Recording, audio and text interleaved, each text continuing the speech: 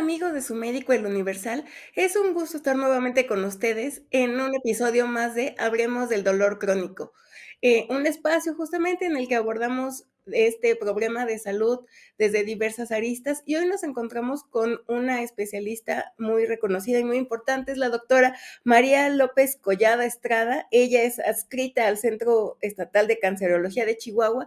Doctora, es un gusto tenerla con nosotros. ¿Cómo está?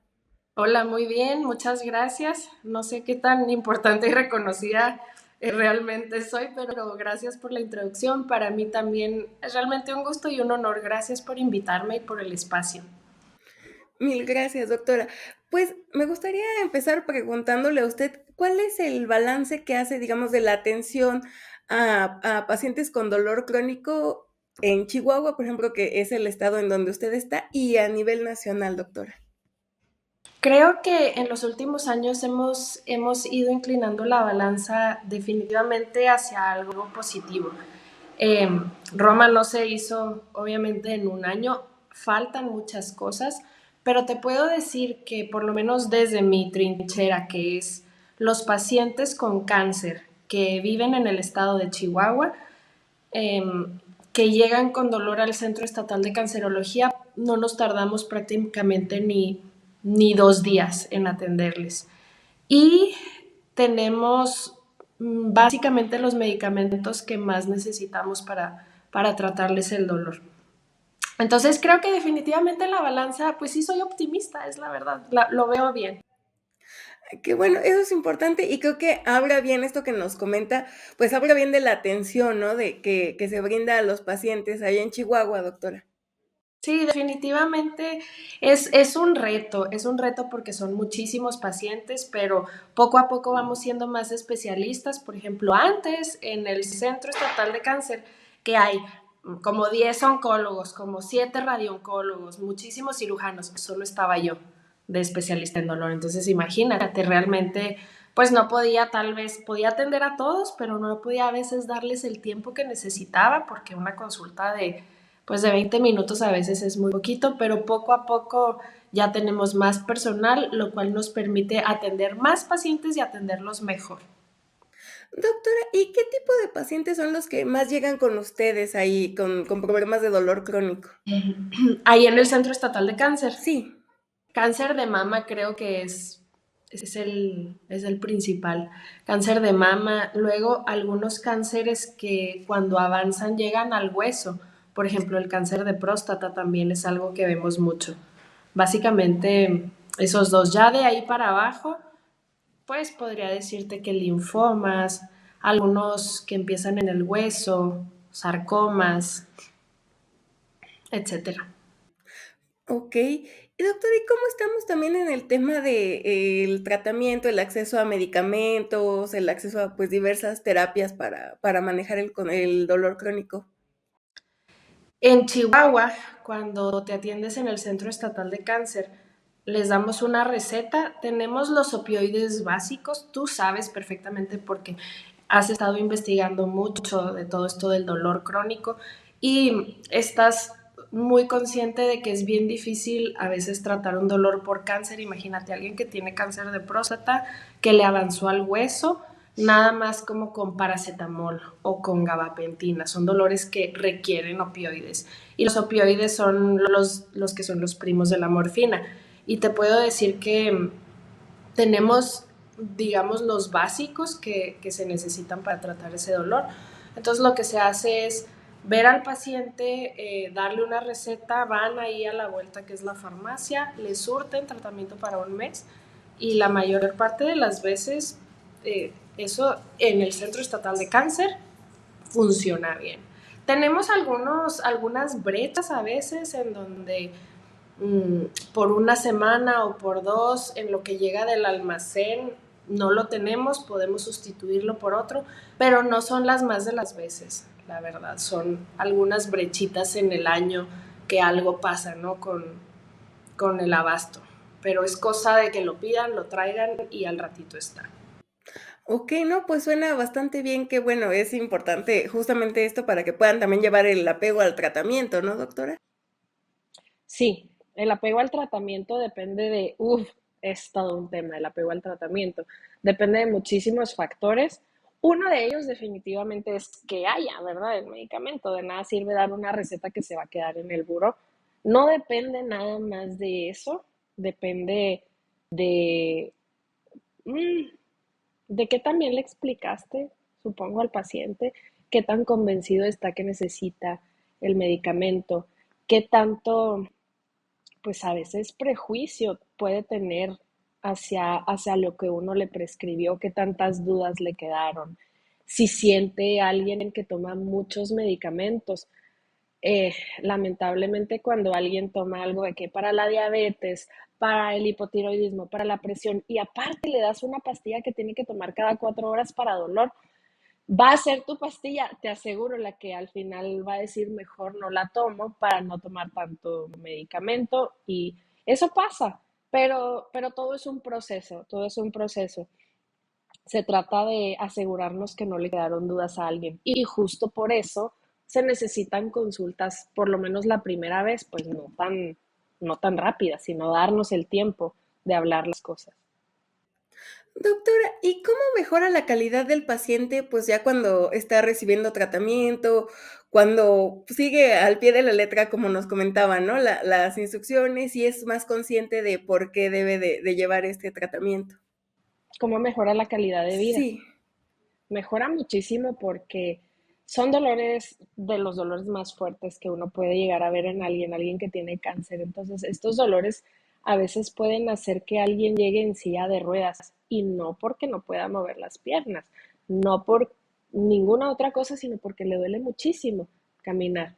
Entonces, todo esto de la calidad de vida relacionada a la salud, me encanta que lo hayas mencionado porque no sirve de nada bajarle el dolor a alguien y que no pueda caminar por los efectos adversos, ¿no? Del medicamento, o que todo el día tenga ganas de vomitar, que traiga náusea, que tenga muchísimo sueño. Entonces, mejora mucho la calidad de vida porque para alguien, para la mayoría de las personas, calidad de vida relacionada a la salud básicamente se traduce en qué tanto puedo volver a hacer las cosas como antes.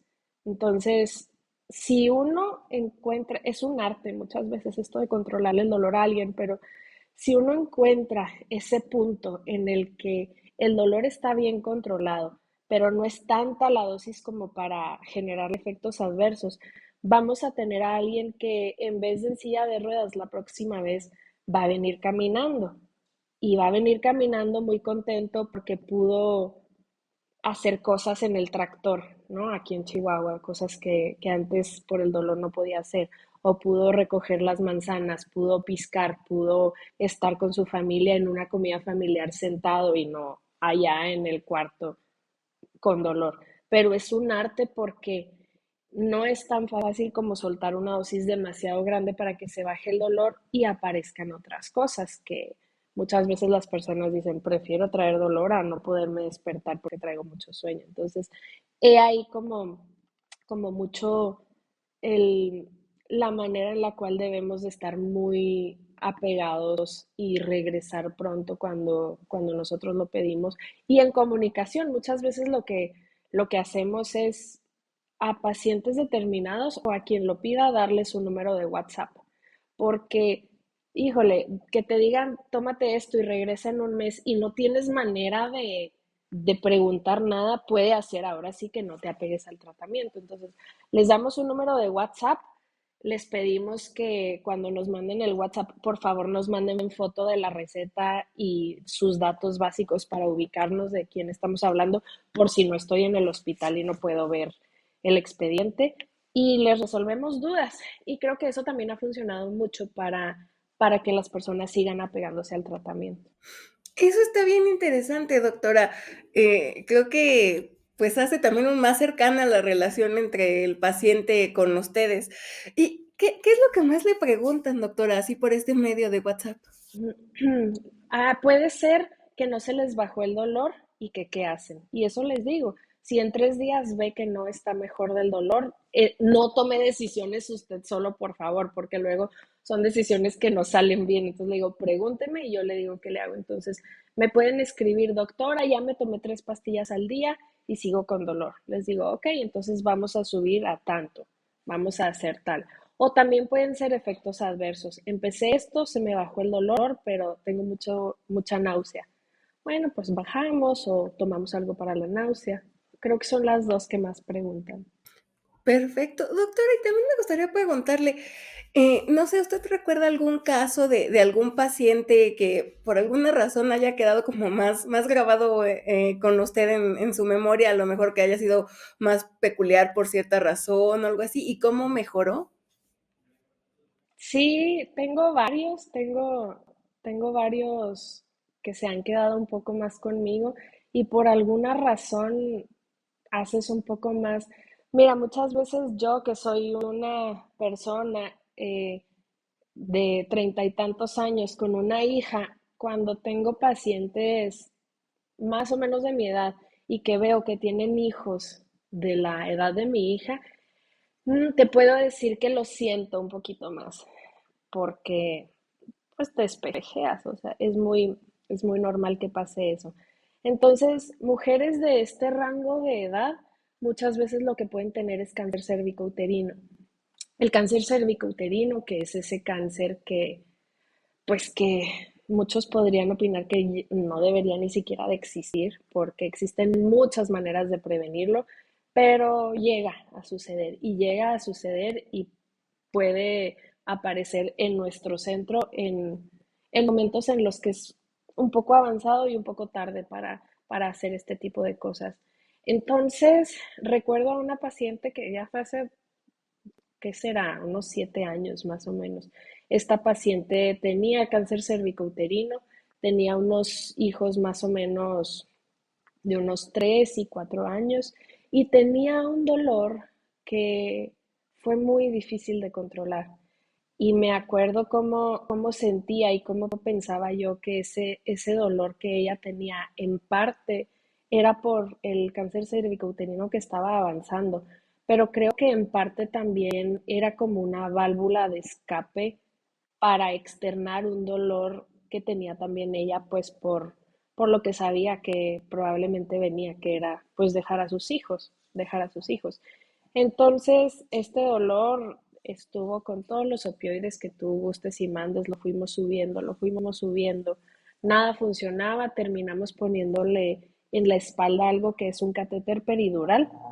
El catéter peridural es básicamente lo que le ponemos a una embarazada cuando va a tener un bebé para que le hagan la cesárea, lo que comúnmente le llaman como la raquia, pero este se quedó ahí puesto, un tubito que salía de la espalda conectado a una bomba que ahí soltaba anestésico local, debe haber sido, no sé, ropivacaína, bupivacaína, con un opioide. Eso es lo único que la ayudó a sentir que su dolor bajaba. Hicimos todo para que en el hospital dejaran estar a sus hijos y finalmente murió con sus hijitos ahí enseguida. Y pues fue un éxito, si lo queremos ver desde esa manera, en el sentido en el que pudo morir tranquila.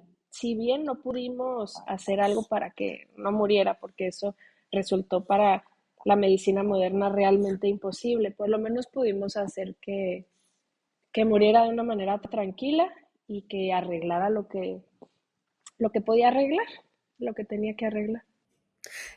Y creo que eso que comenta es muy, pues muy importante, ¿no, doctora? Cómo la medicina, pues para combatir el dolor crónico o también en algunos casos los cuidados paliativos, pues cómo le dan otra vía a las personas para, pues tener la mejor calidad de vida posible, pues el periodo de tiempo que les quede, ¿no? Que no tienen que pues sufrir dolor o resignarse a vivir con dolor, sino que hay estas alternativas para que puedan estar bien. Claro, completamente. Todo el mundo tiene derecho al acceso a los cuidados paliativos y lo que decimos mucho, porque de verdad es cierto, en cuidados paliativos es, siempre hay algo más que hacer, Si alguien hubiera visto este caso antes de que terminara de resolver y vieran que era una mujer con tantos microgramos de fentanilo al día, hubieran podido pensar, bueno, es que no hay nada más que hacer. No, siempre hay algo más, siempre hay algo más que hacer. El único paciente que en ocasiones no se controla es el paciente que por alguna razón no regresó, que se nos perdió.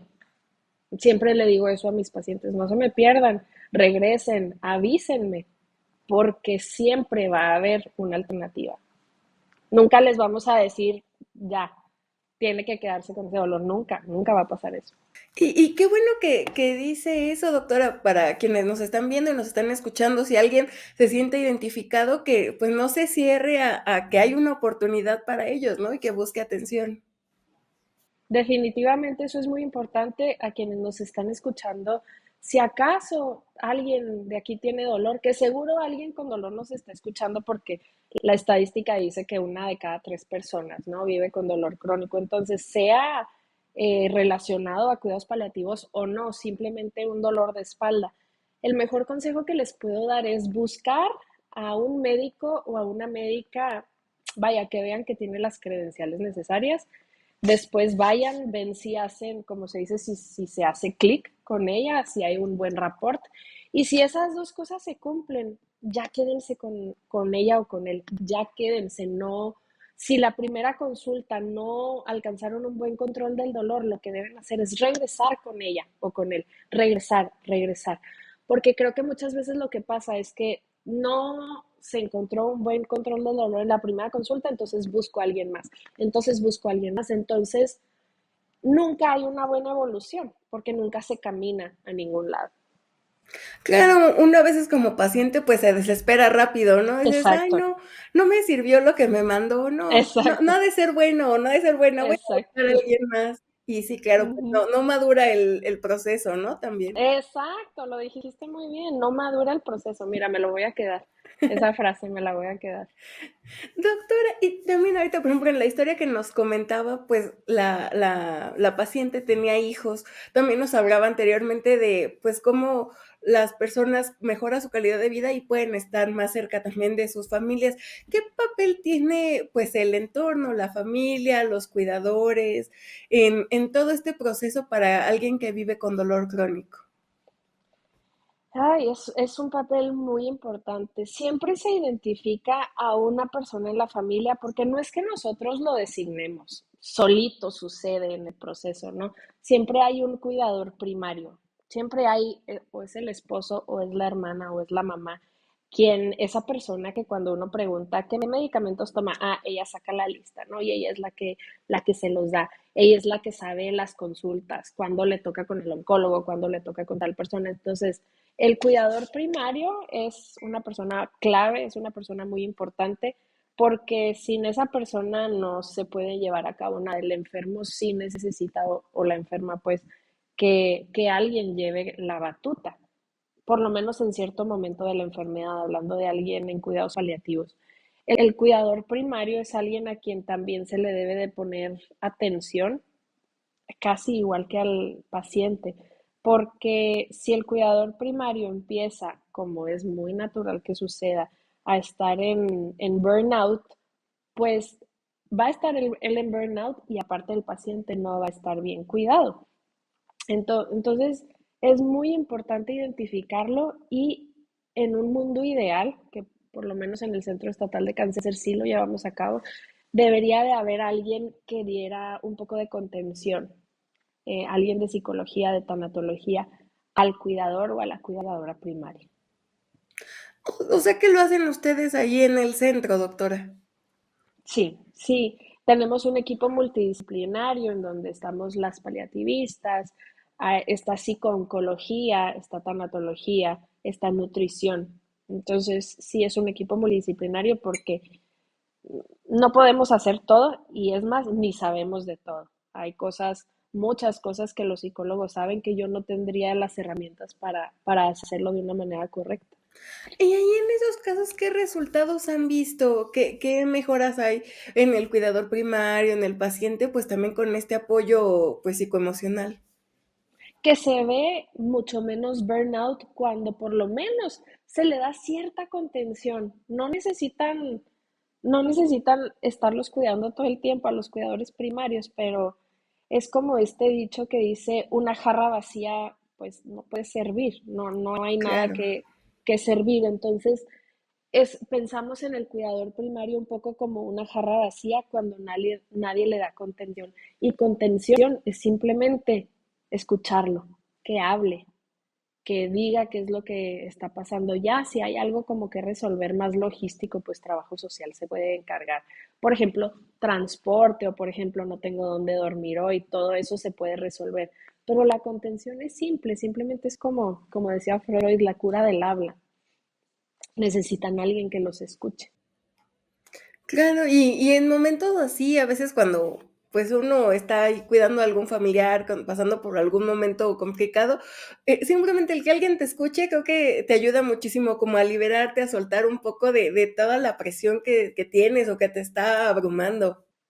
Sí, es como que en la cabeza, en el cerebro, o en el corazón, no sé, estuviera muy, muy lleno y a la hora de hablar con alguien experto se vaciara. Entonces, como ya está vacío, ya tienes espacio y energía un poco más para seguir cuidando a tu ser Claro. querido.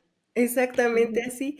Doctora, pues, mire, yo me podría quedar horas aquí platicando con usted y estoy segura que también quienes nos estén viendo y escuchando, estarán de acuerdo, pero, pues, ya para ir cerrando, esta conversación, esta charla que estamos teniendo ahorita, me gustaría preguntarle también, ¿qué retos ve? Usted me decía al inicio que ve de manera positiva cómo vamos en el tema de atención a dolor crónico. Pero, ¿qué retos hay? Siempre se puede mejorar todo, doctora. Creo que habemos muy pocos especialistas en dolor y en cuidados paliativos. Creo que urgen más especialistas. Esto se puede resolver como, bueno, desde mi punto de vista que no soy una experta, pero creo que de dos maneras. Una, abriendo más plazas y dos, educando mucho a las personas que están en pregrado en cuanto a lo bonito que es esto, porque también cuando uno está en pregrado creo que tiene muy limitado el conocimiento de todas las especialidades que existen.